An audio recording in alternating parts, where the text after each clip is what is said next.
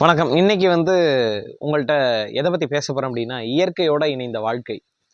இந்த பொங்கல் நேரங்களில் நேத்தி நம்ம என்னதான் உழவர்களுடைய பெருமையை சொல்லியிருந்தாலும், மனிதர்கள் தோன்றுவதற்கு முன்பாகவே தோன்றிய இந்த இயற்கையும் இந்த இயற்கை சூழலும் நம்ம எந்த மாதிரியெல்லாம் ஆட்டி வைக்குது, நம்ம இந்த இயற்கைக்கு எப்படி இருக்கும், இந்த இயற்கை நம்மள்கிட்ட சொல்ல வர ரகசியங்கள் என்ன அப்படிங்கிறத தான் பார்க்க போகிறோம்.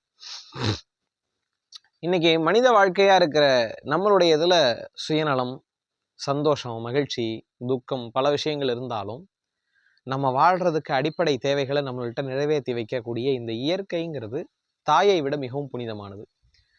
நம்ம என்னதான் பஞ்சபூதங்கள், கடவுள் அப்படிங்கிறதெல்லாம் சொல்லியிருந்தாலும் நமக்கு தெரியாத எத்தனையோ ஜீவராசிகள் வாழ்வதற்கு இந்த இயற்கை ரொம்ப முக்கியத்துவம், அத்தியாவசியமாக இருக்குது.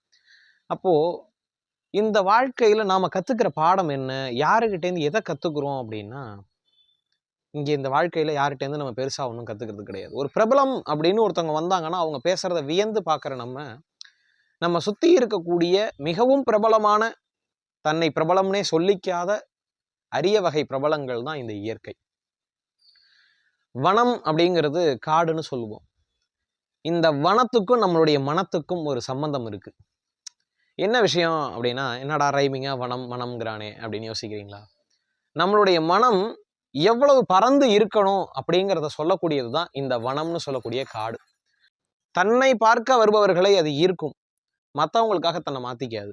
அதே சமயம் ஒரு வரமுறை இல்லாமல் வளர்ந்துருந்தாலும் அது அங்கே இருக்கக்கூடிய, தன்னை நம்பி இருக்கக்கூடிய எல்லா ஜீவராசிகளுக்கும், தன்னை நம்பி இருக்கக்கூடிய மனிதர்களுக்கும் நிறைய வளங்களை கொடுக்கக்கூடியதாக இருக்கும். அந்த மாதிரி தான் மனிதனுடைய வாழ்க்கை இருக்கணும்.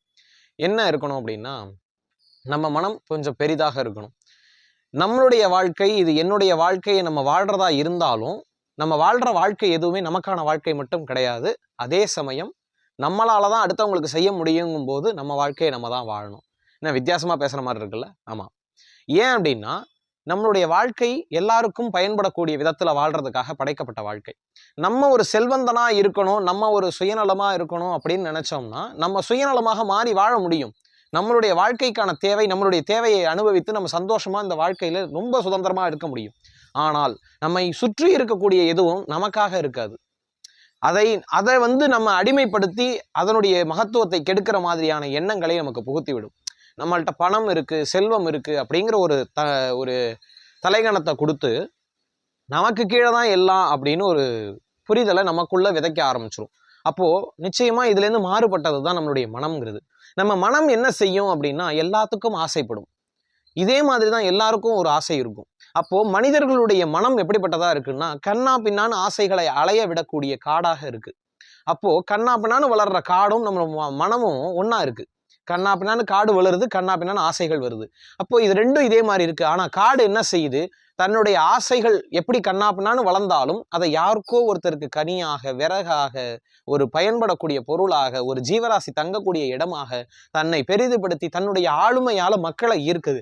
ஆனால் மனித மனம் ஆசைப்படக்கூடிய விஷயங்கள் எப்படி இருக்குன்னா, மற்ற மனிதன்கிட்டேருந்து நம்மளை பிரித்து வைத்தும், நம்ம உயர்வு அவன் தாழ்வுங்கிற மாதிரியும், நான் தான் பெரியவன் அதனால நீ தான் என்கிட்ட அடிமையா இருக்கணும் அப்படிங்கிற மாதிரியான சில விஷயங்களை, ஒரு பிம்பத்தை உருவாக்குது.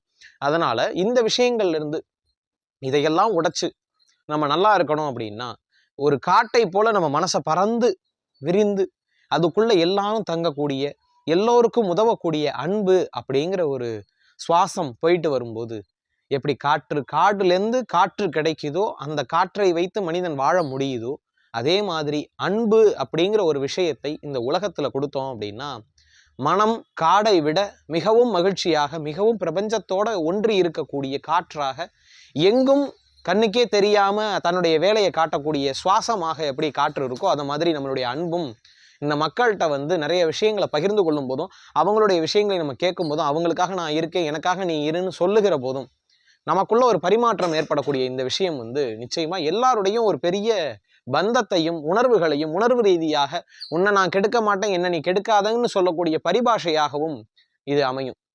அதனாலதான் சொல்றோம், மனிதனுடைய வாழ்க்கையில எது முக்கியமானதோ இல்லையோ, அன்பு மிகவும் முக்கியமானது.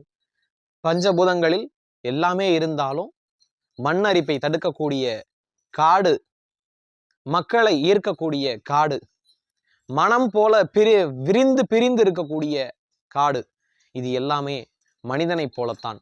மனிதனுக்கு இங்கே ஏகப்பட்ட உதாரணங்கள் இருக்கின்றன. மனிதன் எப்படி வாழ வேண்டும் என்பதை கற்றுத்தருவதற்காகவே இந்த பிரபஞ்சம் நமக்கு சுற்றிலும் ஒரு பெரிய ஒரு பந்தத்தை கொடுத்திருக்கிறது. பிரபஞ்சத்தோட நம்ம ஐக்கியமாகக்கூடிய காலகட்டங்களில் மட்டும்தான் மனிதனுடைய வாழ்க்கை என்னன்னு நம்ம புரிஞ்சுக்க முடியும். அதனால சொல்றேன், அன்பான மக்களே, உங்களுக்கு அன்பாக உங்களுடைய அன்பை பெறுவதற்காகவும் என்னுடைய அன்பை உங்கள்கிட்ட தருவதற்காகவும் அன்பை பெரிதாக்கி மனதை பெரிதாக்கி மனதுக்குள்ள அன்பை நிரப்பி அன்பால இந்த உலகை ஆளுவோம். நாளைய உலகம் நம்மை சூழ்ந்து நிற்பதோடு மட்டுமல்லாமல் இந்த உலகத்தை நம் அன்பு சூழ்ந்து இருந்து நல்ல விதமாக இந்த உலகத்தை அடுத்த தலைமுறைக்கு எடுத்து செல்ல வேண்டும். அடுத்தவங்களுக்கும் அன்பை கற்றுத்தர வேண்டும்.